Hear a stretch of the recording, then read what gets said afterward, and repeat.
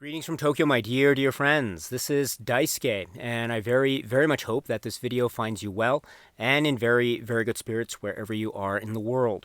And today, if you don't mind, I would very much like to continue on with our journey, our discussions, our discoveries, and our explorations with respect to the recent releases made by the Criterion Collection during this year of 2023. And that brings us to that title, which has been released by Criterion at spine number 1170. And this is a work which is described as being from the year 2021. And the name of the filmmaker is Mia Hansen-Løve. And the name of the work is Bergman Island.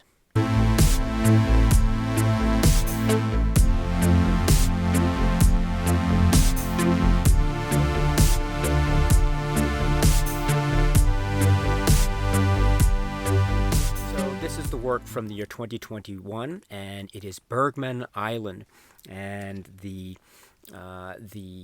film is, of course, by Mia Hansen-Løve, and among its really great cast we have Vicky Krieps and Tim Roth and Mia Wasikowska and others. This is a really wonderful film, and on the occasion of this Criterion release, this was my first time to be able to watch this film, Bergman Island, and I was so impressed. I was so happy with this, and I'll try to express some feelings as to why I did indeed feel that way about this work. Again, the Criterion Blu-ray release here, which is Bergman Island.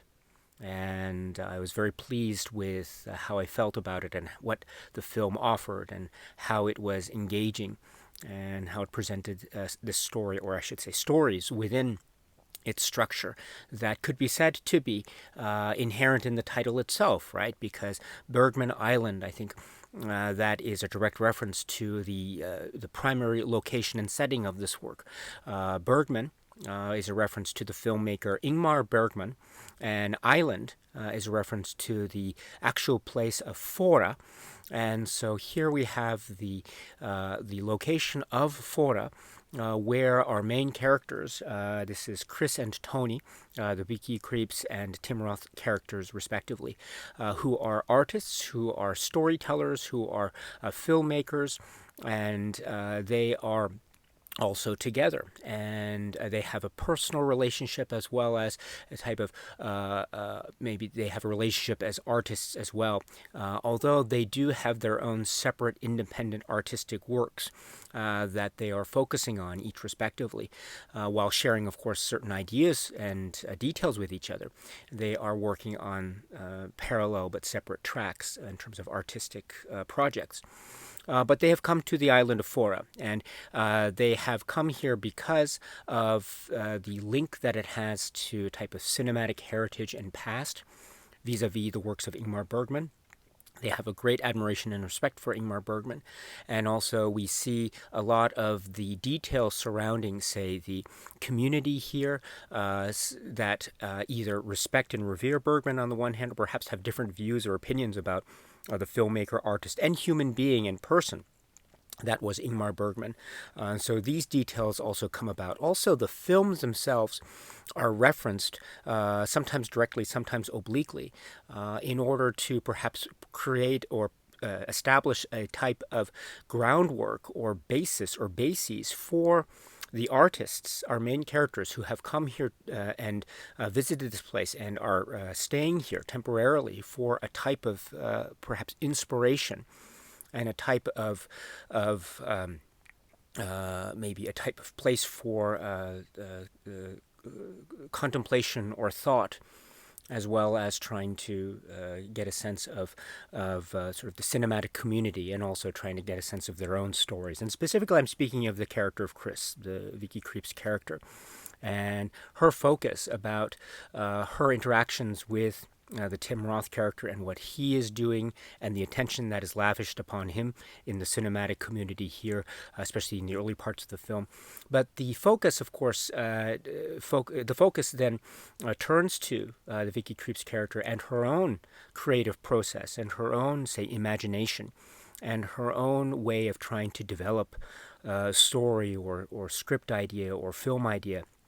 And this process is, I think, one of the main components of the charting of this film. And as part of this process, or perhaps alongside this process, or going hand in hand in this process, or perhaps indeed inherently included within this process, is a type of personal journey, a type of place and time where she can stop and think and wonder and be on her own and take in the surroundings, take in the legend that is Bergman, either be inspired by it or perhaps react against it. Sometimes there are discussions in the film regarding certain reactions, maybe against certain, say, personal choices, shall we say, that are associated with the personal life of Ingmar Bergman. There is sometimes a discussion obliquely about the way in which artists find maybe critical or general commercial success or lack thereof, and maybe there might have some maybe implications in terms of gender dynamics as well. This is also touched upon in the film. It's also touched upon too in some of not commentary, but some of the supplements that are accompanying this Criterion release as well. So, but also we have to. I think quite fundamentally, the act of creation and the act of artistic spirit and drive almost as a type of spiritual journey. And what I like about this film and how it operates on that basis is it always maintains the sense of the personal. In other words, it always gives us the personal drive of creativity through the individual perspective lens of our main character, Vicky Creep's character, Chris. And so I really like that. I appreciate that. I like how it always provides a sense of a type of individual subjective focus, which reminds us of the type of malleability of creativity, as it were, in the form of artists. So I like that. At the same time, the film offers this type of presentation of the malleability of the artistic creative spirit in a way that is still very accessible. For example, I'm watching this film, but I am not an artist. So while I can imagine or ponder what it must be like to be an artist and what it must be like to create, I cannot claim to have direct knowledge as to the actual process of creation. So when I watch this film, it really gives me an easy-to-access way of entering into this world and seeing the creative process grow before my very eyes. For example, and again, I don't want to go into too much detail for the benefit of those who have not yet seen this great film, but let me say just very generally that the way it shows the actual process of creation, the act of her telling the story that she has in her mind at the moment, and getting kind of notes back and forth, the reactions from the Tim Roth character back and forth in mid-time, as it were. It's done very well in the editing and the way in which the story within stories starts and stops, and conversations overlap within conversations. I like that type of presentation. So there's a sense in which editing is used to really create a sense of the flow of the creative spirit, again, as embodied in the cinematic telling of the story within the story structure. So I like that easy to access way of showing this process while at the same time preserving and respecting the main character's own personal, say, creative journey. I really, really admire that. And also, too, I like the story within the story structure. There are ways in which there might be some overlap or some ambiguity as to what we're watching, which I really enjoy, too, because it leads to the possibility of a type of autobiographical tint or nuance to the way in which stories are told. After all, I think, on the one hand, one of the artistic, say, tenets or one of the sources of inspiration is, of course, one's own life.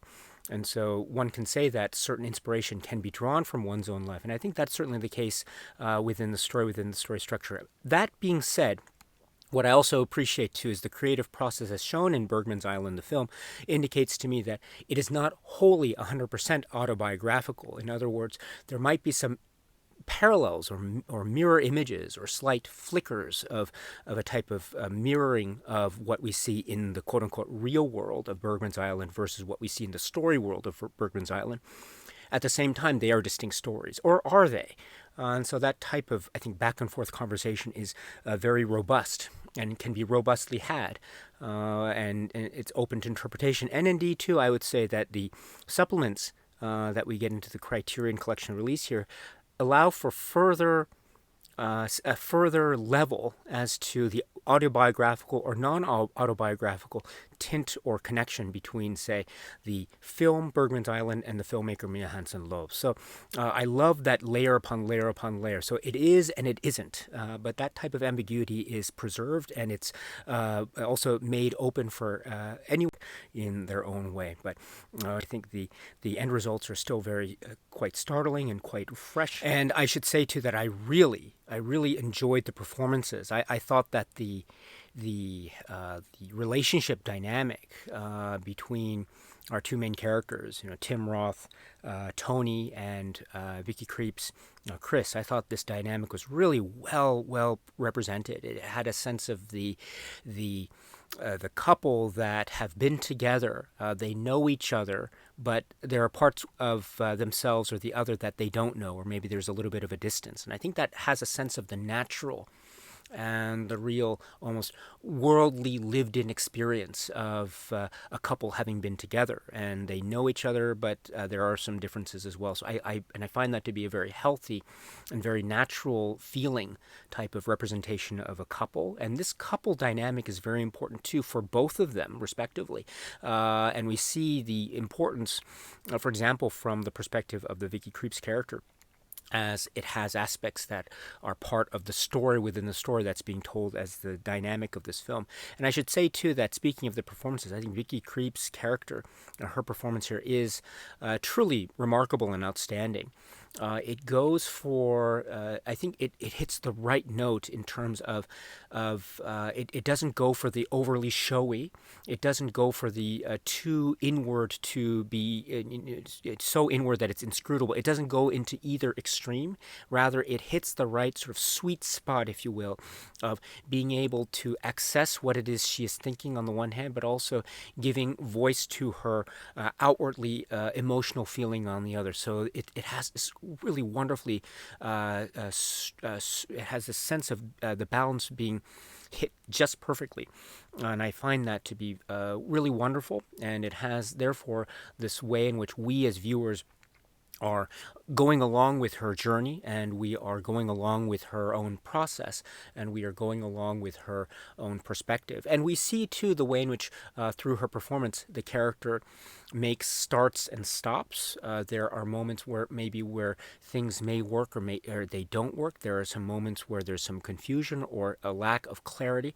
Well, that's very fine. That's great, because that, again, that's part of the creative process. And I say the creative process, but I think what Mia Hansen-Løve and company do here so well is that they take the creative process and they say to us at the same time that this is who she is. This is the person that she is. And so there is no dividing line between her creative journey and her personal journey. In other words, it seems like the two of journeys are one and the same. And so if that's the case, we are seeing the way in which her creative journey is indeed an expression of her own personal life journey. And if that's the case, that is a real, I think, testament to the power of art and the power of creation, but also to the power of a type of soul or spiritual drive, a life drive, if you will. That I find very lovely indeed, and that type of union and that type of warmth of joining of these journeys, and the real ultimate intimate personal aspect of this journey is what I think makes it so warm and special. And what I love too is that it also has a sense of the everyday. It's sense of the it's not overly dramatic. Let me put it that way. It doesn't go for the huge dramatic beats that I think it could have, and it would have been a very interesting choice indeed. But it would have been a different film. What it goes for instead is it goes for the personal journey that is something of the everyday. And even though it's something of the everyday, that doesn't make it any less important. And that type of statement from Mia Hansen-Løve and company, I think, is indeed, in its own special and maybe even quiet way, a truly powerful and unforgettable one. So in that way, I'm very impressed with this film, Bergman Island. I'm very impressed with it indeed. I think it's a really great work, and I'm very happy that it's come to the Criterion Collection in this form. So this is the work which is from the year 2021, and it is Bergman Island. The Criterion Collection has released this film, Bergman Island, at spine number 1170, and it's purported to be based on a 2K digital master approved by the director Mia Hansen-Løve with 5.1 surround DTS HD master audio soundtrack. And again, it is from 2021, so it's relatively speaking a very recent work. And also, I have not seen this film in any version or presentation other than this Criterion release, and so it was my first time watching this film.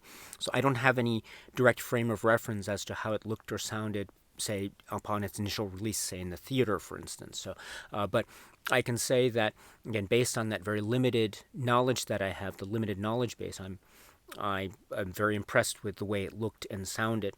As a recent release, and I didn't notice any types of blemishes or anything that would distract me otherwise from the quality of the viewing experience of this Bergman Island. So that's the situation in terms of the presentation quality. But let me also point to the supplements that can be found included with this Blu-ray release. And we do have a number of supplements, one of which, or the first of which, is a one-on-one conversation with the director, Mia Hansen-Løve, on Bergman Island. This is described as being from the year 2022, and approximately 19 minutes. And here, the artist speaks about some of her inspirations, maybe some introductions into the profession of acting. Olivier Assayas' filmmaking is mentioned directly, almost at the start, and also how then that transformed into this creative drive to want to create films. And so she became a filmmaker and artist, and I really like her philosophy that she espouses and that she expresses here in her conversation, which is that she, for example, she finds films as a way of intensifying life. That's her phrase, intensifying life, which I really love.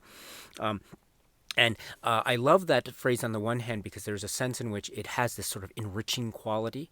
At the same time, a little bit later in the conversation, I love too how she's able to also observe the delicate nature of the filmmaking quality, the storytelling quality, while at the same time calling attention to the need to respect one's characters and give the life and worldview and space to the characters that is necessary in order for to allow them to live and breathe and grow and love and live their lives accordingly. So I love that too. So at the same time, she mentions too that she wanted to have her films. She didn't want cinema to be bigger than life. She wanted to be a type of reflection of life. And so it's through that reflection of life that calls forth the intensification of life itself. And so I love that philosophy that Mia Hansen-Løve seems to have, or that she's expressing here in this conversation. And indeed, we see the end results of that in a work like Bergman Island. There is this quiet, contemplative way in which the film process handles itself. And there are these moments of the day-to-day living that are quote-unquote quiet, but I wouldn't use the word in a begrudging way. On the contrary, they are moments that I think we can all appreciate and understand. Moments between lovers or people who have been together for a long time, or little instances of a flicker of emotion, or little instances of a moment of silence that means so much, or just sitting and contemplating the sky, or walking through a certain environmental terrain, or sitting at a desk, or thinking about something. You know, there are things that happen even in these moments. The mind continues to operate, the heart continues to beat. And so this type of intensification of life, or this type of respecting of that process, I think is so expressed in this film, and it's indeed expressed in the words that the filmmaker is sharing with us so generously in this great conversation that she has. Also, there's a discussion too about the initial casting process and mentioning of the initial casting of Greta Gerwig, but how certain details emerged where Vicky Krieps was playing the role instead. And so those details do emerge a little bit in the other conversation, but they do emerge here as well.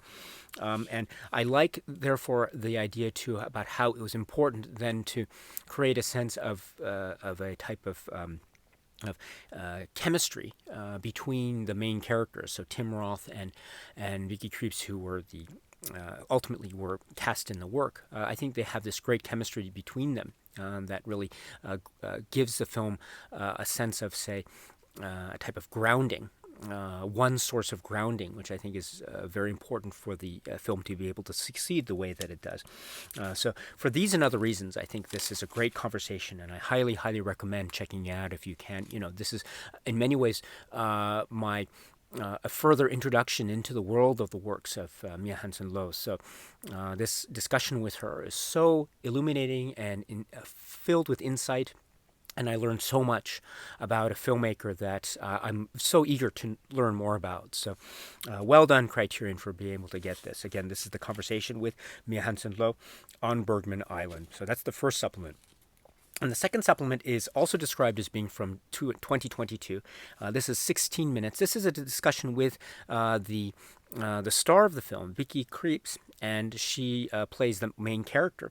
And here it's a one-on-one discussion, and she's talking about the casting. It was referred to a little bit in the earlier discussion, but how the original casted actor, Greta Gerwig, had to drop out somewhat late in the process, unfortunately. And so Vicky Krieps describes it as being a type of late replacement.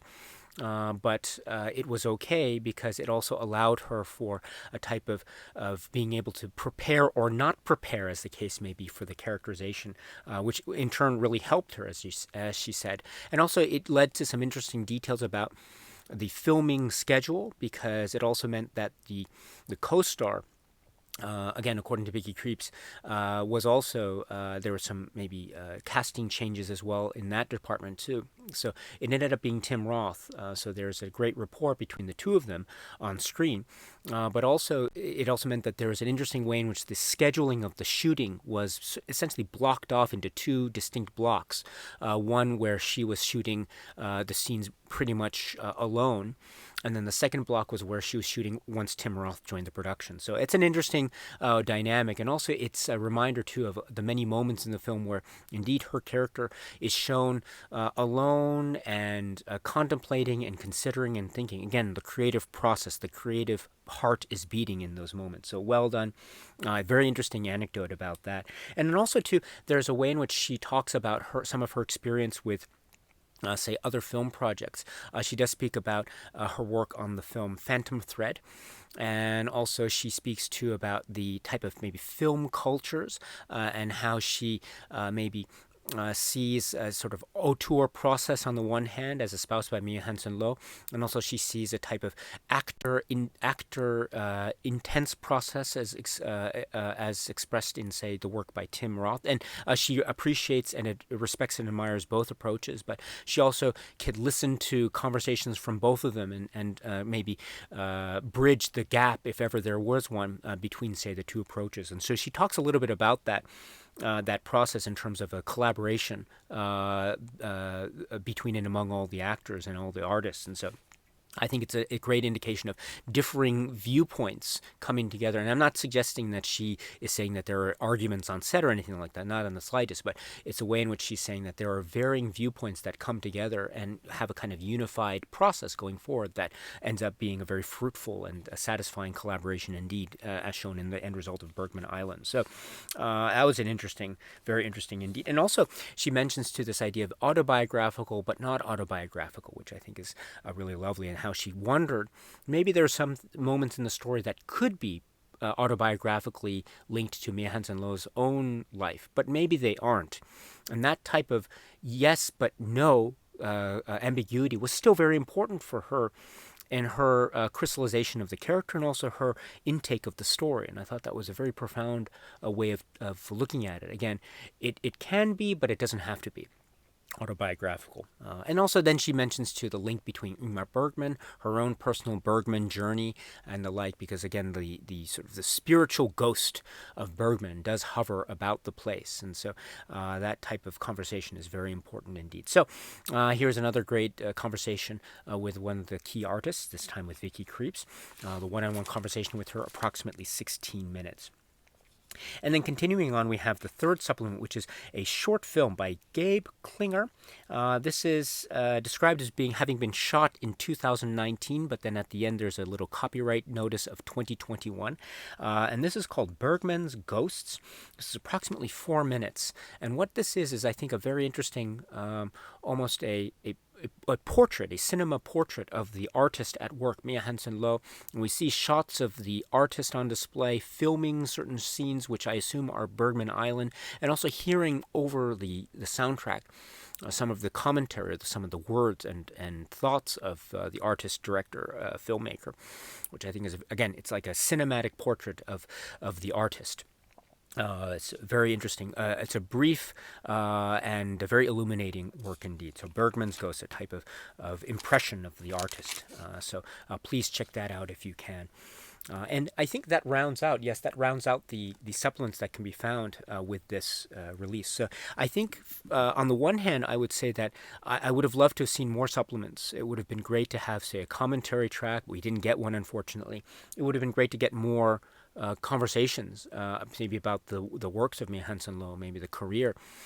We didn't quite get that. And so, especially from my vantage point when I'm entering into this world, watching Bergman Island for the first time, very eager to know more. It would have been great to get more supplements, but it's a little bit maybe on the light side. But that doesn't, I hope, take away from the real high quality content of what we are getting, which are the comments from these two artists plus the Bergman's Ghost short film. So again, I would have loved to have seen more, but what we do get still is very, very wonderful indeed. So please check this out if you haven't already. And then let's talk a bit about the presentation or the cover art. The art is art director Sarah Habibi, Eric Skillman, designer Jason Hardy. So I like this type of it almost looks like film, the sort of film frames, as it were, and also reflective of the environment, the nature, the landscape, the outdoors, the sea, the island, flora, and then also that type of outdoors environmental motif is shown through in some of the stills that are also included in the fold-out. So I think very emblematic of the impression of the film, at least as far as I got when I was watching the film subjectively. So a very nice rendition. And speaking of the fold-out, again, the insert is a fold-out type. I'm not a fan of the fold-out type. I would have loved to have had the staple booklet, but oh well, that's okay here because we are getting another great essay, Devika Girish's essay, which is called Form and Feeling. And I like this too because what I was mentioning earlier about how it would have been nice in the supplements to say get maybe a little bit more of a comprehensive take on the career of Mia Hansen-Løve in terms of, say, a primer into her filmography. We do get that actually to a certain degree in the Girish essay. So I was very appreciative of that, very, very appreciative of that indeed. So for that and many reasons, I think you can read this great essay, great essay, Form and Feeling. Once again, please watch the film first because I think it does assume, the essay does, that you have seen the film prior to reading the essay. So watch the film first and then you can read this great essay, which is called Form and Feeling. All right, so that is my general take on this release, Bergman Island from the Criterion Collection. So again, another first-time watch for me. I was so taken with the film. And another great discovery. I don't know if I would have been able to discover the film this soon and in this way had it not been for this great release from Criterion. So thank you very much for providing me with this opportunity to make another cinematic discovery, which I hope to revisit again and again. This is the work, again, at spine number 1170, and it is Bergman Island. Okay, my dear friends, so that's it for now. And so until we meet again, please be happy and healthy and well. And please keep on watching a lot of great, great, great movies. So until the next video, my dear friends, stay strong, stay safe, and cheers.